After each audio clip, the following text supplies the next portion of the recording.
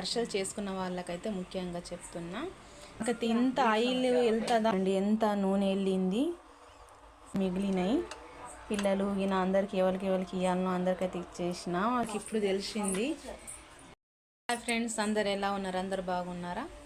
మీ support ఉంటే నేను కూడా చాలా బాగుంటాను.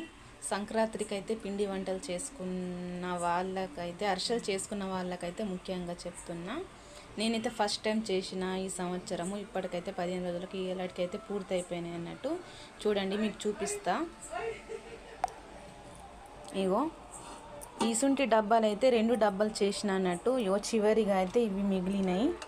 పిల్లలు ఈయన అందరికి ఎవరికి ఇవ్వాలనో అందరికైతే ఇచ్చేసిన. తిన్నంత తిన్నాము. మిగిలినైతే ఇవి చూడండి. ఈ స్టీల్ డబ్బాలో ఏదైనా గిన్నె, జల్లి గిన్నె చూడండి, ఇలా గిన్నె వేసిన చూడండి. ఈ గిన్నెలో నూనె మొత్తం అయితే తీసేసిన. చూడండి ఎంత నూనె వెళ్ళింది. నేనైతే ఫస్ట్ టైం అన్నట్టు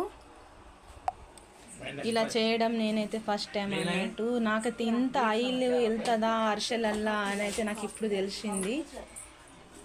ఓకేనా ఫ్రెండ్స్, మీరు కూడా ఎప్పుడన్నా ట్రై చేస్తే నూనె ఇట్లా మనకు వేస్ట్ వెళ్ళిపోయేటట్టయితే ఇలా ఏదన్నా డబ్బాలో గిన్నె బోర్లేసి ఇలా తీసేయండి. నూనె అయితే అస్సలు ఉండదు అన్నట్టు అరిసెలల్లా. మేమైతే అలా తిన్నాము, మాకు చాలా మంచిగా అనిపించింది.